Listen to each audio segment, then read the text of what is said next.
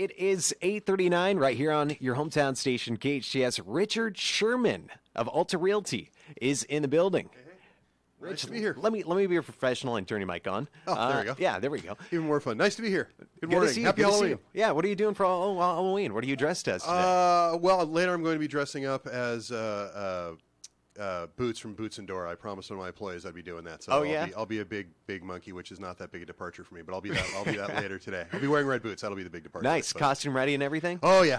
Oh, Yeah, absolutely. wow. Absolutely. You got a lot of changing to do. You have a three-piece suit on right now. Yeah, well, I do. Well, I wanted to, to look good for the listeners, I suppose. Yeah, right. Facebook Live, you can maybe check us out. Maybe I didn't think that all the way through. Anyway. We do Facebook Live. You're not new to the game. Okay, well. Anyway, Richard Szerman, talking about not being new to the game. Been in the real estate game a while, over 25 years, and it is Halloween. Everyone is dying to know, are you and the Alta team currently selling, or have you guys ever listed a house that was supposedly haunted? In fact, yes, we did actually years Really? ago.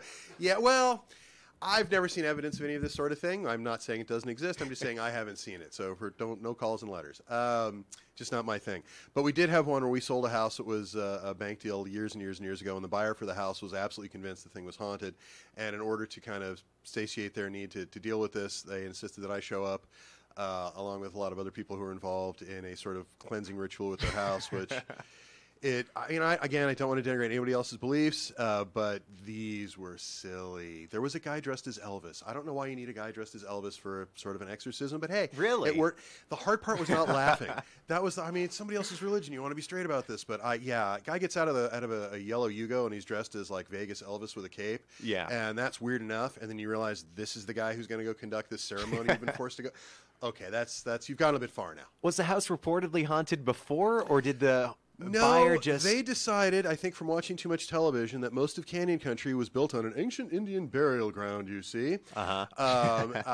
None of their neighbors seem to have this problem as far as I know, but they were nice people. They were a little off, I think. Say there was supernatural activity happening in the house, supposedly. I mean, obviously, we don't know. Yeah. Would you disclose that information in the listing? Oh, absolutely. You bet. You'd have to, right? I don't know. I don't know if there's actually a requirement for that. I guess it's a rumor that would affect the value of the house, maybe. I don't know. I would disclose it just because I think it's entertaining. Why not? Yeah, why not? It just is. Now, when it comes to disclosures over things like that, the rules are kind of funny. My favorite one is about death, because if somebody dies in the house, you have to report it to the next person if it's within 3 years. Oh, But really? if it's 3 years in one day, you don't got to say anything. I think you should anyway.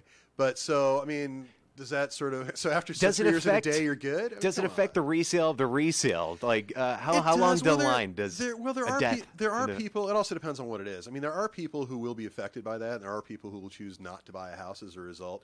But that's definitely the minority. Most people, if it's a good deal, it's a good deal. You're going to buy the house. If it was some sort of like... We've unfortunately had a few over the years. Like I said, I've been doing this for a long time. We've had a few over the years where there were murders committed in houses, and those have a serious effect because they've been in the paper for a while. It's a grisly, crime. So that definitely affects values. But a lot of those happened over 3 years ago, so 4 or 5 years ago, so they're not reporting them now.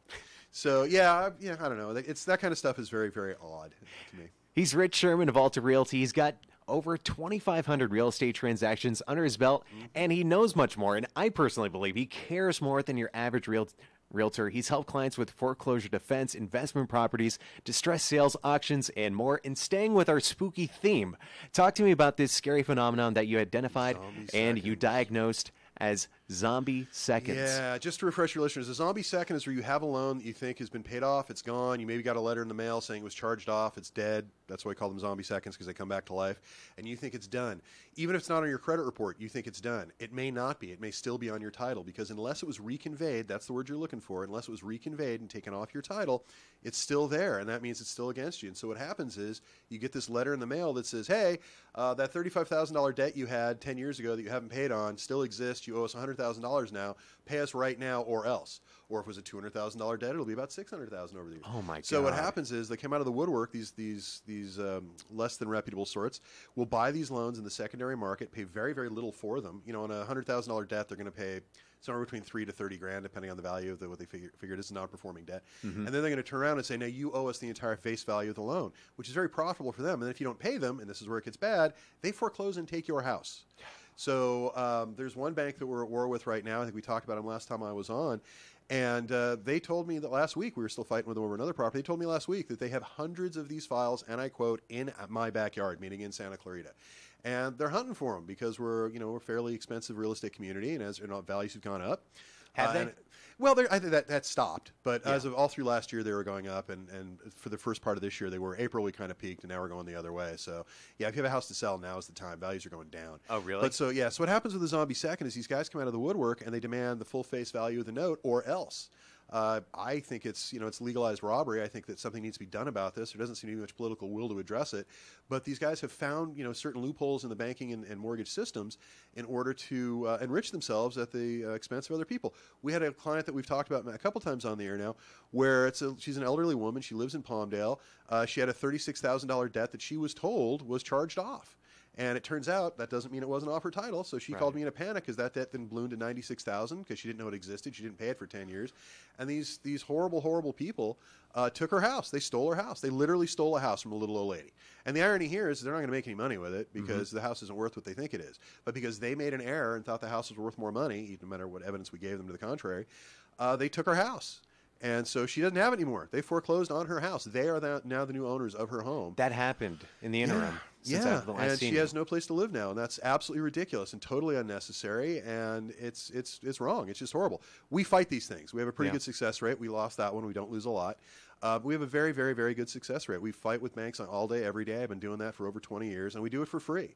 So we do loan modifications, foreclosure defense, all that kind of stuff. We do it totally free of charge just because I believe the banks are wrong. Now, you guys have a couple programs at Alta Realty that you touched on the loan modification, rental rebate program, the resale renovation, which you guys give sellers money to fix up their house. Yeah, literally. And why not create value? Well, here's the thing. In the real estate, and anyone's seen a real estate transaction, there's a lot of money going back and forth.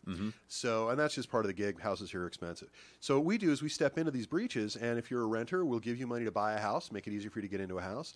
If you're a seller, we'll give you money to fix up your house so the house is worth more so you can sell it for more. And both of those programs, I mean, they sound very altruistic, but the truth is they're very self-serving. Like any good business plan. Well, for example, by giving renters money to buy a house, we sell more houses. It's a great position to be in. It makes it a lot easier for renters to buy houses, so it makes it easier for us to sell more houses. We're the only ones that I know of that do anything like this, so we make it easier for them. We do more business. The resale renovation program, the one for sellers, same sort of thing. I work on commission. Houses in the best shape sell for the most money the fastest. We know that. The quicker a house sells, the more it sells for, the better it is for us. So what we do is we step into that. We help fix up their houses, and everybody wins. Is this? Are these strategies that you guys came up with, or are they implemented from the top down? No, that's really me. No, I've been doing stuff like this for most of my career, find it, eat, and fill it kind of stuff. My problem is that although real estate is a sales industry for my end of it, I'm not really the salesperson as such. It's just not, I find that sort of, slick willy sort of stuff. I'm not saying other realtors are like this. This is the stereotype. Is just not, very nice. And I don't think most people really want that. So we kind of go beyond that. For us, it's more about consulting, more like if you're talking to a good accountant or a good attorney. That's really how we kind of view ourselves. We're looking to solve these problems and make it profitable for everybody. I feel like you would have made a good attorney. Well, my wife thinks so. She is an attorney, but I married one. Is that close enough? Nice. Yeah, sure. You guys should open your own firm. Yeah, well. Richard Szerman and the Alta Realty team for any and all of your real estate needs around the Santa Cruz Valley. Visit him, richszerman.com, and that's Szerman, SZERMAN.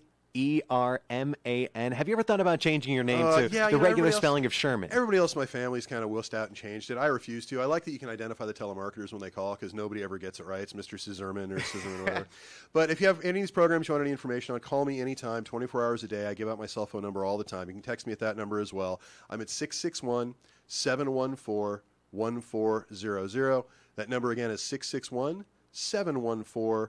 1400, and you can literally reach me at that number 24 hours a day, 7 days a week, and that really is my number. Nobody else answers that but me.